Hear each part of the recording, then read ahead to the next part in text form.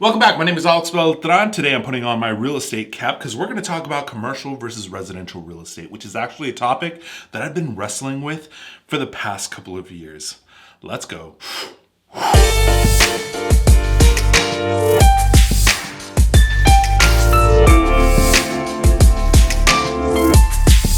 If you've watched my entire catalog of videos on YouTube, you know that I'm a residential real estate guy. Back in 2011, when I got my real estate license in California and started selling luxury real estate in Beverly Hills 90210, yeah, that was residential real estate. It's safe to say that I can spot a good residential real estate deal in my sleep. But these past couple of years, residential real estate has lost its luster for me. In all honesty, I mean, I've made several videos talking about how maybe I should leave the real estate industry as a whole, stop paying for my real estate license and just move on to something else. But I've been grappling with all these things because I know that real estate is like where it's at. You know what I'm saying? It's like the meat and potatoes. Any other industry just doesn't interest me at all. But then I started thinking, well, what part of real estate have I not really dove into that much? And ironically, one of my best, my best video on this entire YouTube channel is a commercial real estate video, right? I'm gonna go ahead and link that up above. In fact, like I said, I was struggling for a long time within the world of residential real estate, and I got this packet from Berkshire Hathaway, which is the brokerage that I work for.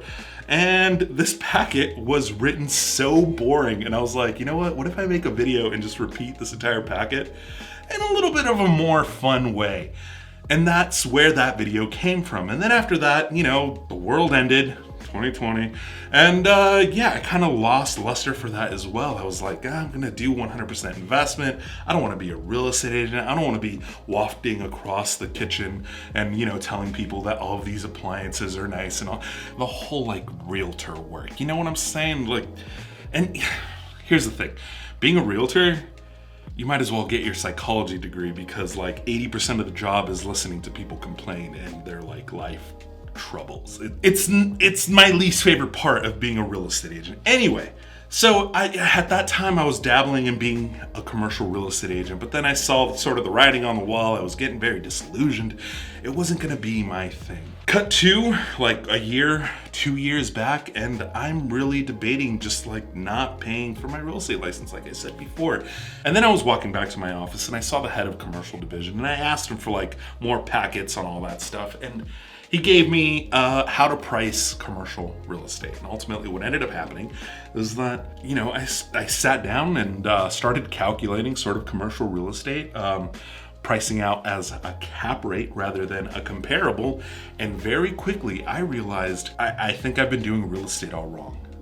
And look, this isn't to make you feel bad if you're a residential real estate investor. That is great.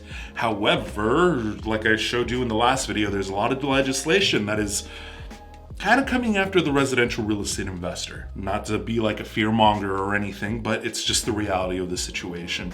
So after reading a couple of those packets, I was like, okay, let me price out my midterm rentals as if they were commercial property and see how much money I'm actually leaving on the table. I know that this is very unorthodox. I get it. This isn't the way that you price residential real estate, but we're gonna do it for the sake of this video, because at the end of the day, this is my channel and I get to do whatever I want. And look, after penciling down this experiment with one of my actual midterm rentals, I very quickly realized that commercial real estate is where I should be headed naturally. It's really sort of like the nail in the coffin for staying 100% residential. Sorry. What is that comparison you say? I kind of mentioned it before. It is pricing as a comp versus a cap rate. Capitalization rate, sorry. All right, ladies and gentlemen, buckle yourselves in because this is gonna blow your freaking mind. I'm gonna take one of the examples of one of my actual midterm rentals where I'm cash flowing $1,500 a month in net, not net operating income. There's gonna be a big difference when it comes to commercial. I'll forewarn you right now, and simply price it both ways, as a comparable and as a cap rate. So if you're a non-real estate person, you must be asking yourself, wait, how do realtors price out residential real estate? Well, I'm gonna tell you. They go to Zillow and just check out the Zestimate. I'm kidding. You know what? I'm not gonna speak for every realtor. I'm sure that a vast majority actually do that. How about this? Your Honor, what I meant to say was, I personally don't go to Zillow and check the Zestimate. What I end up doing is I just go to the MLS and I start pulling out comparables. Yes, there are programs like CRS that just kind of do this for us. And then as realtors, we kind of just like make sure that the numbers in the houses and all of those examples are actually correct. However, let's go a little bit more old school, if you may, right? Before there were fancy computers, when the MLS was an actual like booklet. You know what I'm saying? When every realtor had to actually pencil down what they thought this house was worth. Let's dive into it. To pull up comps, it's relatively straightforward, right? Location, square footage, bed, bath, and year built. Those are kind of the main pillars to this entire comparable process.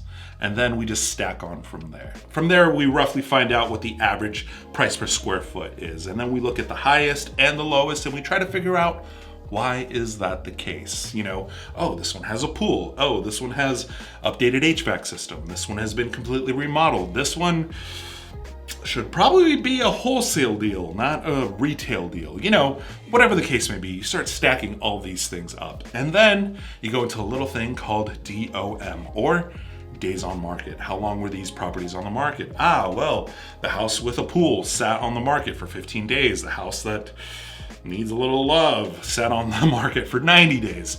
And then we start stacking sort of like the intangibles that people within the world of real estate only know, right? We have roughly an idea. Okay, Bob, which is the listing agent, had 10 offers come in within like a 2-day span, or, you know, Susie over here got no offers, and, you know, the only reason that she ended up selling it was because she, you know, negotiated with a wholesale, whatever the case may be, right? So all these little intangibles that kind of come together and you come up with these like price per square foot, how quickly you want to sell, and these are sort of the questions that you ask the seller to begin with. Do you want to sell fast? Do you want to see what the property is going to garner? Or, you know, do you want to be sort of like average days on market? This turns into a whole thing. And now the bottom line here is, once I compile all these comps together and I price out my midterm rental using these comparables, it's priced anywhere between $240,000 to about $255,000, depending on how hot the market is and all that stuff. I don't want to dive too deep into that. Honestly, pretty basic stuff. All right, so now let's price this as a commercial property. Once again, I know this is not a commercial property, this is a residential property, but we're gonna price it out anyway. After all, there are a bunch of dummies right now trying to price their Airbnbs as a cap rate portfolio site. Keep dreaming, Airbnb Superhost. You are cooked. You are beyond cooked, okay? No one, and I mean no one, is gonna buy your crappy residential properties on a cap rate.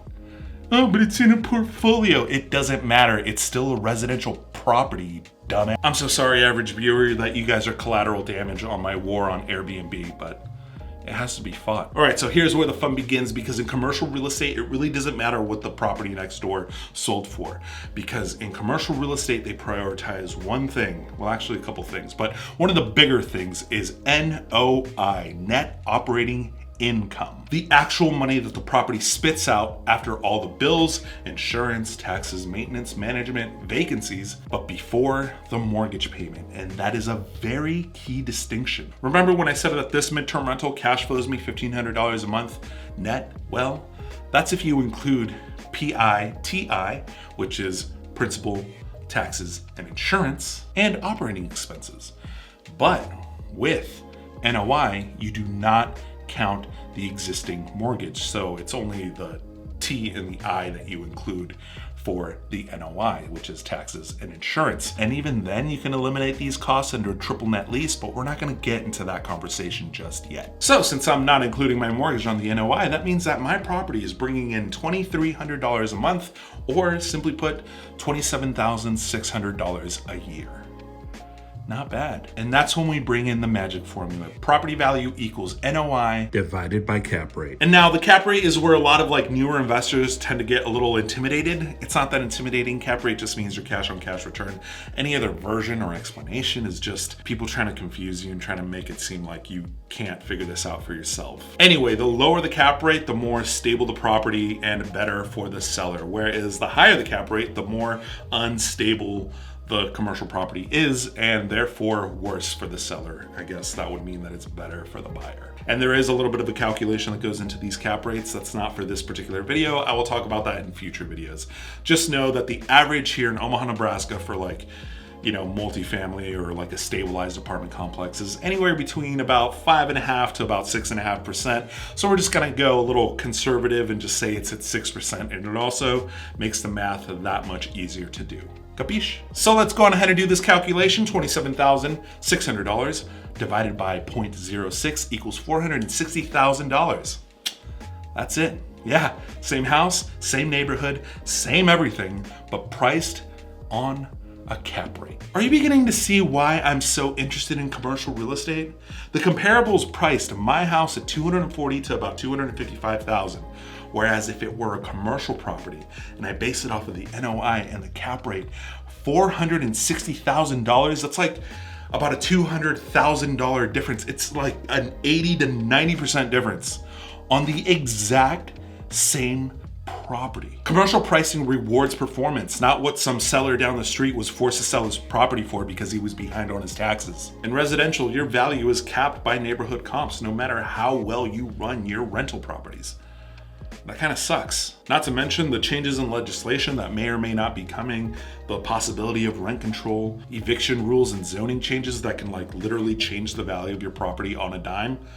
Yeah, that's too much risk. I'd rather have more control, and commercial real estate puts me in the driver's seat no matter what. On top of that, in commercial real estate, you have a little thing called forced appreciation.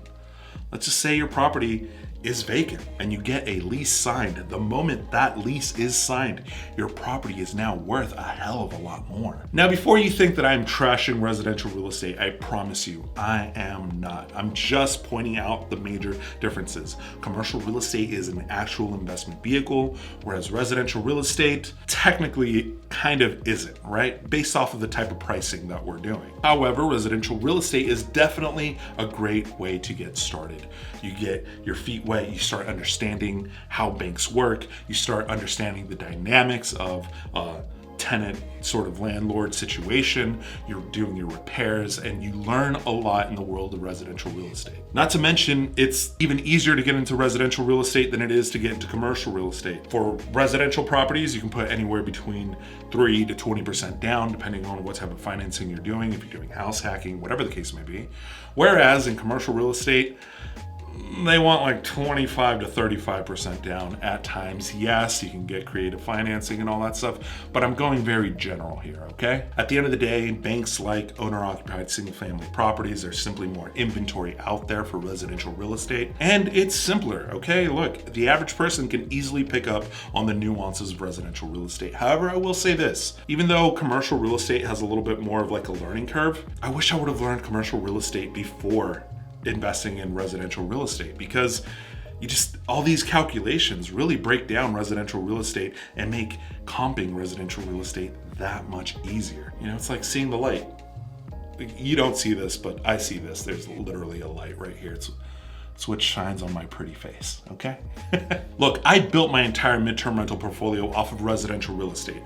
I am very grateful for residential real estate, but the truth is I'm tired of being held hostage by comparables and legislation. If you didn't watch my last video, I talk about the legislation that is coming down the pipeline, and it's not favorable for the real estate investor that invests in residential real estate. And that's happening here in Nebraska, which is a pretty loosey-goosey state when it comes to residential real estate investing. I want my properties to worth what I make them worth by cash flow and operation, not what that 3-bedroom, 2-bath down the block sold when the seller needed to move fast. And after watching this video and seeing the difference between a cap rate and a comp, you understand why I'm going to be focusing a lot more on commercial real estate rather than residential real estate. So what do you think? Team residential forever, or am I crazy for jumping over to the commercial real estate market?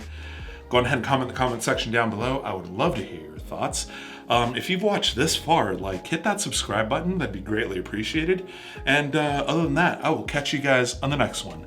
Peace.